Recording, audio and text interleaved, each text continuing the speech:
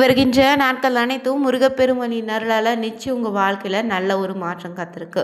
முருகனின் அருளால் உங்கள் வாழ்க்கையில் நல்லது நடக்க வேண்டும்னா முருகா போற்றினும் மந்திரத்தை எப்போது அதிகாலை எழுந்து பார்த்தீங்கன்னா மனதார அந்த ஒரு மந்திரத்தை சொல்லி வழிபட தொடங்குங்க. நிச்சயம் அந்த நாள் முழுக்க பார்த்தீங்கன்னா நல்லதாக நடக்கும்.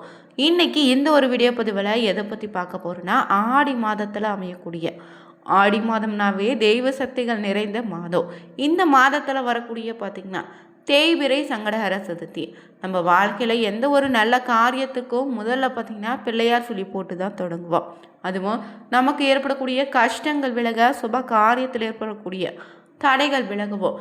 திருமணம் முதல் எந்த மாதிரியான விஷயங்களுக்கு பார்த்தீங்கன்னா முதலாவதாக விநாயகரை வழிபட்டு தொடங்கக்கூடிய விநாயகருக்கு உகந்த ஆடி மாத சங்கடஹர சதுர்த்தி என்று எந்த முறையில் விரதம் இருந்து வழிபட்டால் உங்களுடைய வேண்டுதல் நிறைவேறும்.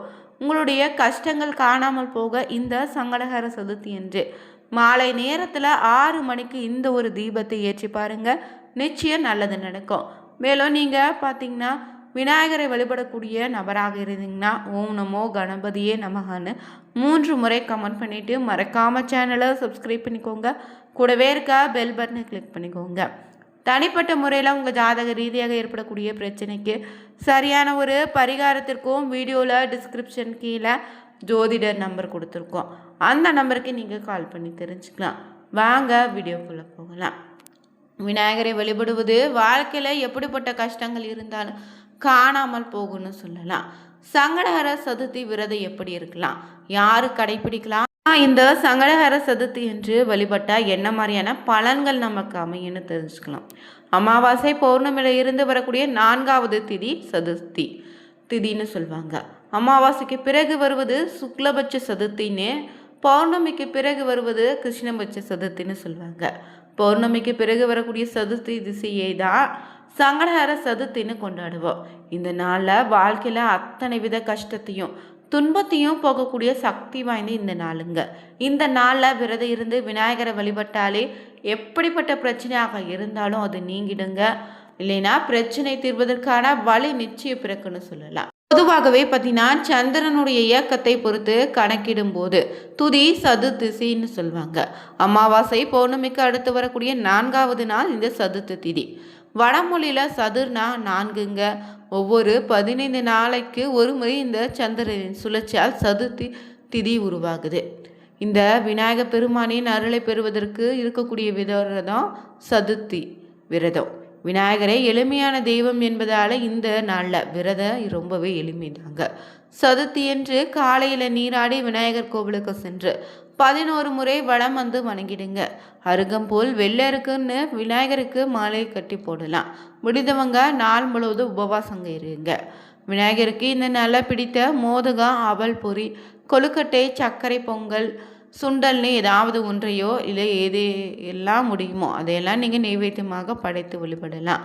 குறிப்பாக இந்த நாளில் யாரெல்லாம் வழிபடலான்னு பார்த்தீங்கன்னா, குறிப்பாக குழந்தை இல்லாதவங்க, நோய் உள்ளவங்க, நல்ல வேலை கிடைக்க வேணும்னு நினைச்சாலும், பலவிதமான வாழ்க்கையில் தொடர்ந்து கஷ்டத்தை அனுபவிக்கக்கூடிய நபர்கள் தவறாமல் இந்த நாளில் விரதம் இருங்க. கேது தோஷம், நாகதோஷம் உள்ளவங்களும் இந்த நாளில் விரதம் இருந்து வழிபடலாம். இந்த நாளில் விரதம் இருந்து வழிபட்டால் நிச்சயம் உங்களுக்கு இருக்கக்கூடிய குழப்பங்கள் நீங்கிடும். வாழ்க்கையில் ஏற்படக்கூடிய கஷ்டங்கள், கிரக தோஷங்கள் அனைத்து விலக தொடங்கும். சங்கடங்களும் நிச்சயம் நீங்குங்க. காரிய தடை விலகிடும். சகல விதமான பார்த்தீங்கன்னா சௌபாகியமும் உங்கள் வாழ்க்கையில் ஏற்படும். சதுர்த்தி திதி துவங்கியதில் இருந்து விரதத்தை நீங்கள் தொடங்கிக்கலாம். இல்லைன்னா சதுர்த்தி என்று காலையிலே நீங்கள் விரதத்தை தொடங்குங்க. மாலையில் விநாயகர் கோவிலில் நடக்கக்கூடிய பூஜையில் கலந்து கொண்ட பிறகு விரதத்தை நிறைவு செய்துக்கலாம். விநாயகருக்கு உகந்த அகவல் இந்த நாளில் படிங்க. சதுர்த்திக்குரிய ஓம் ஸ்ரீ கணபதியே ஏகாத்தய லம்போதராய நமகன்னு சொல்லி வழிபடலாம். மேலும் இந்த சதுர்த்தி அன்று எந்த நேரத்தில் பூஜை செய்யலான்னு பார்த்தீங்கன்னா, விரதம் இருக்கக்கூடிய நபராக இருந்தீங்கன்னா காலை மாலைன்னு 2 நேரமும் வீட்டில் விநாயகர் படத்துக்கு முன்னாடி விளக்கேற்றி மலர்கள், அருகம்புல் சூட்டி நீங்கள் வழிபாடுகள் செய்யலாங்க. விநாயகருக்கு உரிய மந்திரங்கள், பாடல்கள் பாடி தீப தூப ஆராதனை காட்டி வழிபடலாம். மேலும் அருகம்புல், வெள்ளருக்கு, மஞ்சள், சந்தன, குங்குமம், வாசனை மலர்கள்னே தும்பை பூ சூட்டலாங்க. 21 வகையான இலைகளில் மலர்கள், பழங்கள் கொண்டு விநாயகரை கொண்டு விநாயகரை வழிபட்டால் ரொம்பவே சிறப்புங்க. சதுர்த்தி திதி விநாயகர் மற்றும் யமதர்மனுக்கு உரிய திதின்னு சொல்லுவாங்க. இதில் திருமணம் போன்ற சுபகாரியங்கள் செய்ய ஏற்றதல்ல. முற்காலத்தில் மன்னர்கள் போர் தொடங்குவதற்கு, எதிரிகளை வெல்வதற்காகவும், விஷ சஸ்திரம் பயன்படுத்துவதற்காக, அக்னி பயன்பாட்டுக்காக இந்த நாளை பயன்படுத்தியிருக்காங்க. அது மட்டும் இல்லை, பெண்கள் தாராளமாக சதுர்த்தி விரதம் இருக்கலாம். ஆடி மாதத்தில் வரக்கூடிய நாக சதுர்த்தின்னு சொல்லுவாங்க. அன்று பெண்கள் விரதமிருந்து வழிபட்டால் நாகதோஷம், திருமண தடை, குழந்தை பாக்கியம் இல்லாது இருப்பது போன்ற பிரச்சனைகள் சரியாகும். குழந்தைகள் நிச்சயம் கல்வியில் சிறந்து விளங்குவாங்க. கிரகதோஷங்கள் விலகிடும். குறிப்பாக இந்த நேரம் விரதமிருந்து வழிபட்டிங்கன்னா கேது, நாக, சந்திர தோஷம் உள்ளவற்றிலிருந்து நீங்கள் விடுபடலாம். குழந்தை இல்லாதவங்களும், செய்யக்கூடிய தொழிலில் தடைகள் இருப்பவங்களும் இந்த நாளில் விரதம் இருந்து வழிபடுங்க. மேலும் இந்த நாளில் நீங்கள் பண கஷ்டத்தை தீர எந்த மாதிரியான வழிபாடுகள் செய்யலான்னு தெரிஞ்சுக்கலாம். நம்முடைய வாழ்க்கையில் பார்த்திங்கன்னா பொதுவாக இருக்கக்கூடிய சங்கடங்கள் அனைத்தும் தீர்த்து வைக்கக்கூடிய ஒரு அற்புதமான தெய்வம் தான் இந்த விநாயக பெருமான். அப்படிப்பட்ட விநாயக பெருமானை வழிபாடு செய்வதற்கு சிறப்பான நாள் இந்த தேய்பிரையில் வரக்கூடிய சதுர்த்தி. அதனால தான் தேய்பிரையில் வரக்கூடிய சதுர்த்தியை சங்கடஹர சதுர்த்தின்னு சொல்லுவாங்க.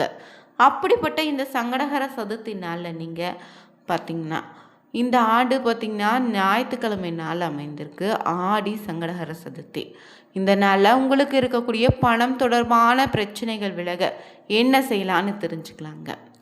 நம்முடைய வாழ்க்கையில் எப்படிப்பட்ட அனைத்து விதமான தடையும் கஷ்டத்தையும் தீர்க்கக்கூடிய தெய்வம் இந்த விநாயகர்னு சொன்னேன்.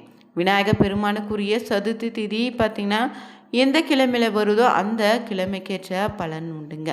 அந்த வகையில் இந்த சங்கடஹர சதுர்த்தி பார்த்திங்கன்னா ஞாயிற்றுக்கிழமை நாளில் வந்திருப்பது இன்னும் கூடுதல் பலனை உங்களுக்கு தரப்போகுது. ஞாயிற்றுக்கிழமை வரக்கூடிய சங்கடஹர சதுர்த்தி நாளில் முழு மனதோடு வழிபட்டால் நிச்சய கஷ்டங்கள் நீங்கி சூரிய பகவானின் அருளையும் மன அமைதியை நீங்கள் பெறலாம். இந்த சங்கடஹர சதுர்த்தி நாளில் காலையிலேயே நீராடி சூரிய பகவானுக்கு நீர் வழங்கி வணங்கிய பின்னாடி விநாயகரை தொடங்க வேண்டும். விநாயகருக்கு பிடித்த அருகம்புல் மாலை இல்லைன்னா மாலர்களால் அர்ச்சனை செய்து வழிபடுங்க. பிறகு நாள் முழுவதும் உணவு உட்கொள்ளாமல் விரதம் இருப்பது நல்லது. மாலையில் மீண்டும் விநாயகர் கோவிலுக்கு சென்று விளக்கேற்றி கொழுக்கட்டை இல்லைனா சுண்டல் படைத்து வழிபடலாங்க. பூஜை முடிந்த பின் சந்திர பகவானை தரிசித்து விரதத்தை நீங்கள் நிறைவு செய்துக்கோங்க. மேலும் இந்த ஆடி மாத பௌர்ணமி முடிஞ்சு பார்த்திங்கன்னா சங்கடஹர சதுர்த்தி ஞாயிற்றுக்கிழமை நாளில் அமைய போகுது.